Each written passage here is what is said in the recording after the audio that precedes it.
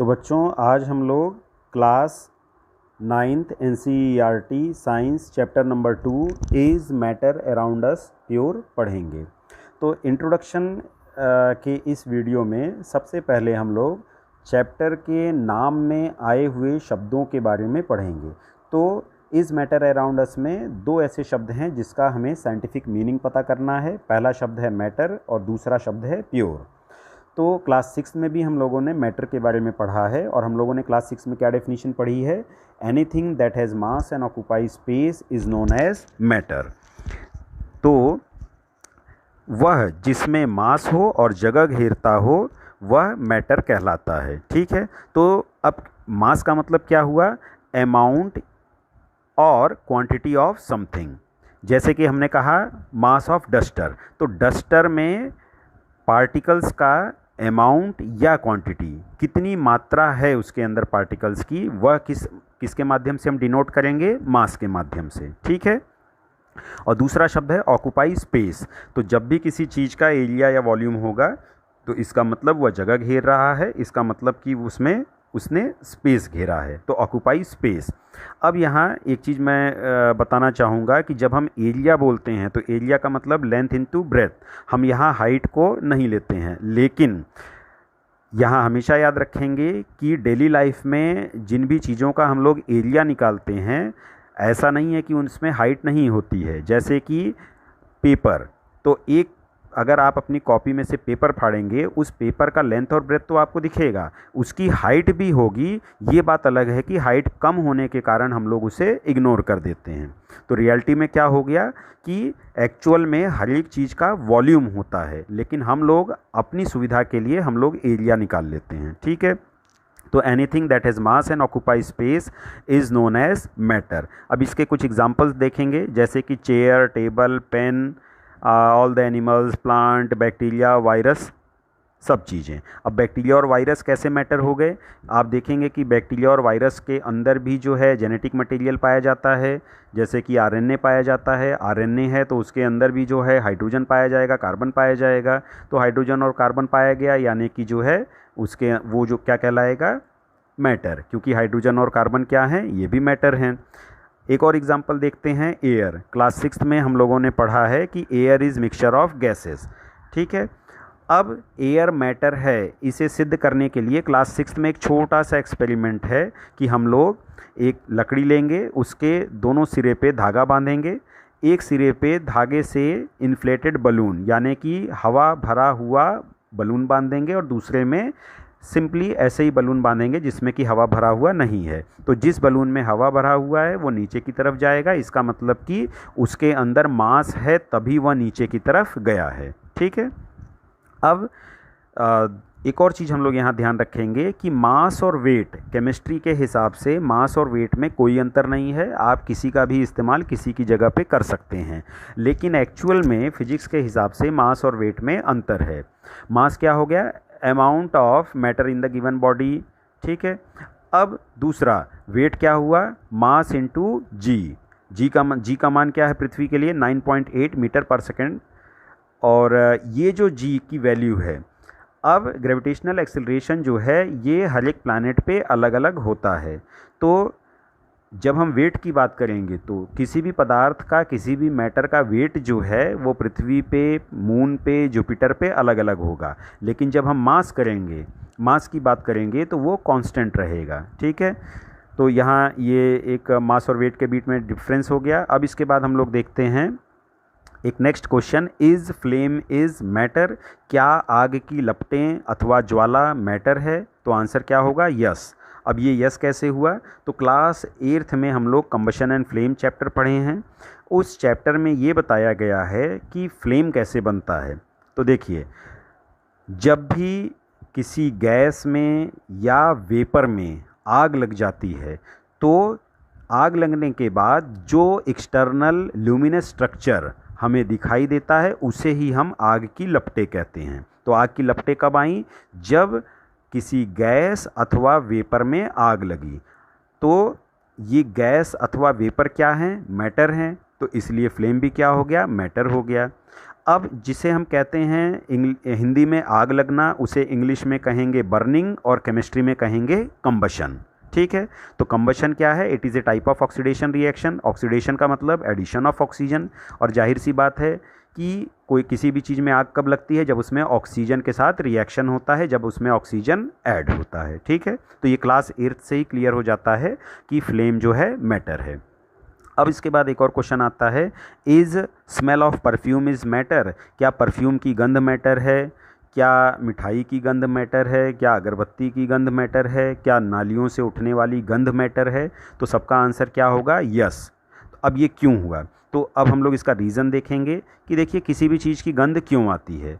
जैसे कि अगर परफ्यूम की बॉटल आप खोलेंगे तो उसमें से जो परफ्यूम है वो तुरंत वेपराइज होगा, वेपर फॉर्म में आएगा। इसका मतलब कि जो परफ्यूम के कण लिक्विड फॉर्म में थे अब वो वेपर फॉर्म में आएंगे और हवा में डिफ्यूज़ होते हुए हमारी नाक तक पहुंचेंगे।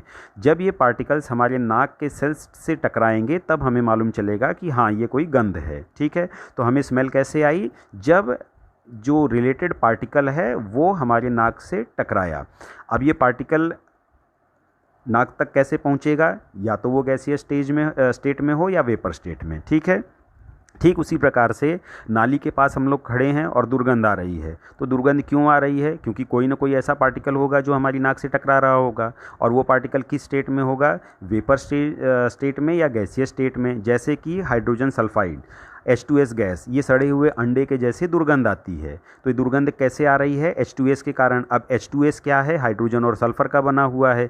तो हाइड्रोजन और सल्फ़र क्या है? मैटर हैं। तो इसका मतलब क्या हो गया? स्मेल भी मैटर हो गया। ठीक है, तो smell of perfume is matter. अब यहाँ ध्यान देंगे कि अगर एग्ज़ाम में क्वेश्चन आता है love, hate, discipline, character, emotion, ये सब जो जिसको हम लोग कॉन्क्रीट रूप में नहीं देख सकते हैं, भौतिक रूप में अपने सामने नहीं देख सकते हैं, तो हम उसे क्या कहेंगे कि भाई ये मैटर नहीं है। और यहाँ एक चीज़ और ध्यान देंगे, अगर एग्ज़ाम में आ गया स्मेल ऑफ परफ्यूम या स्मेल ऑफ स्वीट, ये सब क्या हो गया? मैटर हो गया। लेकिन सिर्फ स्मेल शब्द आ गया, गंध, सिर्फ स्मेल, तब फिर वहाँ आप इसे क्या कहेंगे कि ये मैटर नहीं है। क्योंकि स्मेल ऑफ किस चीज़ का? तो जब उस चीज़ का नाम लिया जाएगा तब हम उसे मैटर कहेंगे, क्योंकि अब हमें मालूम है कि जिस चीज़ की गंध के बारे में बात कर रहे हैं वो चीज़ पार्टिकल के रूप में गैस अथवा वेपर फॉर्म में हमारे नाक से टकराएगी। ठीक है, तो स्मेल ऑफ परफ्यूम क्या हो गया? ये भी मैटर हो गया।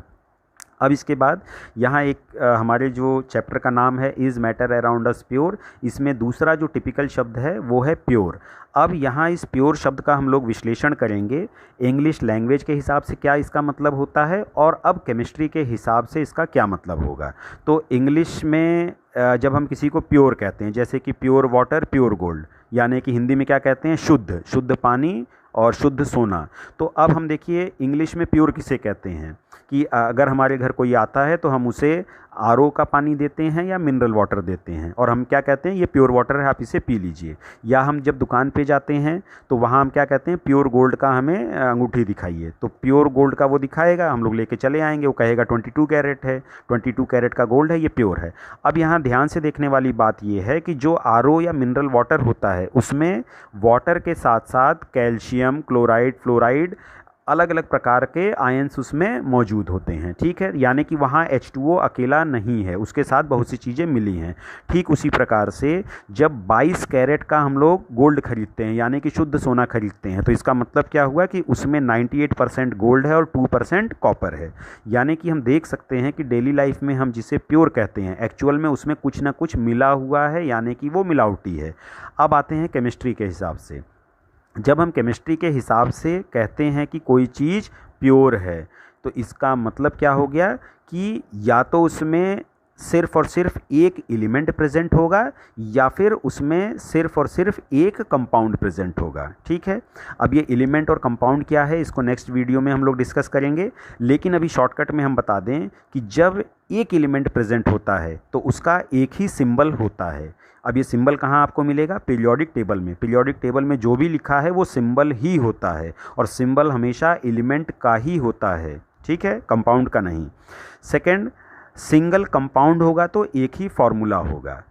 अब इसको हम लोग समझने का प्रयास करते हैं। अब हम जब कहेंगे प्योर वाटर, तो प्योर वाटर का मतलब वाटर का फॉर्मूला क्या है, H2O, यानी कि 100% H2O ही होना चाहिए, उसमें कैल्शियम क्लोराइड फ्लोराइड कुछ भी मिला हुआ नहीं होना चाहिए।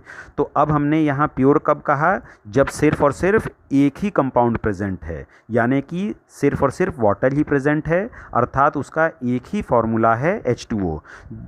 तो ये जो प्योर वाटर है इसे केमिस्ट्री में डिस्टिल्ड वाटर कहते हैं। ठीक है, डिस्टिल्ड वाटर कैसे बनता है, पहले पानी को गर्म कीजिए, इवॉपरेट कीजिए, फिर उसके वेपर को कलेक्ट कीजिए, फिर उसे ठंडा कर लीजिए, तो जो पानी बनेगा ठंडा करने के बाद हम लोग डिस्टिल्ड वाटर कहेंगे। ठीक उसी प्रकार से जब हम लोग केमिस्ट्री में कहेंगे प्योर गोल्ड, तो प्योर गोल्ड का मतलब उसमें सिर्फ और सिर्फ एक ही एलिमेंट प्रेजेंट होना चाहिए, गोल्ड, और गोल्ड का सिंबल क्या है, AU, यानी कि सिर्फ और सिर्फ AU लिखा होना चाहिए, उसमें कॉपर या कुछ भी मिलावट नहीं होनी चाहिए। 90% भी नहीं, 98 भी नहीं, 99.99% भी नहीं, 100% जब सिर्फ और सिर्फ AU अर्थात गोल्ड के एटम्स होंगे तभी हम उसे प्योर गोल्ड कहेंगे। तो अब आप लोग समझ गए होंगे कि केमिस्ट्री में जब हमने प्योर शब्द बोला इसका मतलब हम सिर्फ एक एलिमेंट अथवा एक कंपाउंड की ही बात कर रहे हैं। अब आगे बढ़ते हैं, अब एग्जाम्पल कुछ देखते हैं। अब मैटर को हम लोग फिर से दो तरीके से डिफ्रेंशिएट करेंगे, पहला है प्योर सब्सटेंस, दूसरा है मिक्सचर। तो प्योर सब्सटेंस, जैसा कि मैंने अभी बताया आपको, प्योर सब्सटेंस सिंगल एलिमेंट भी हो सकता है, सिंगल कंपाउंड भी हो सकता है। ठीक है, अब यहाँ एक और इन्फॉर्मेशन आप लोग ले लीजिए कि जब एक से अधिक एलिमेंट फिक्स्ड रेशो में कंबाइन होते हैं तभी वो कंपाउंड बनाते हैं। ठीक है, तो कंपाउंड क्या है, they have more than one element combined in a fixed ratio. जैसे कि एक छोटा सा एग्जांपल लेते हैं, वाटर। तो वाटर जो है इसका फॉर्मूला आप लोग देखेंगे H2O।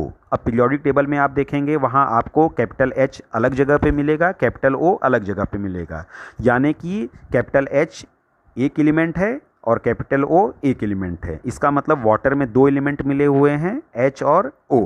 अब मैंने क्या कहा कि when more than one element combined in a fixed ratio, fixed ratio यानी कि इनका रेशो नहीं बदलेगा। अब यहाँ सिंपल शब्दों में समझते हैं कि इस धरती पे करोड़ों साल पहले जब पानी था, आज है, और करोड़ों साल बाद भी जब पानी रहेगा तब भी उसका फॉर्मूला क्या होगा, H2O, यानी कि दो हाइड्रोजन के एटम एक ऑक्सीजन के एटम से कंबाइन करेंगे तभी पानी बनेगा। इसको दूसरे शब्दों में भी समझ सकते हैं, धरती के नीचे, धरती पर और धरती के ऊपर जहाँ भी पानी पाया जाता है उसका फॉर्मूला क्या होगा, H2O, यानी कि दो हाइड्रोजन के एटम और एक ऑक्सीजन के एटम।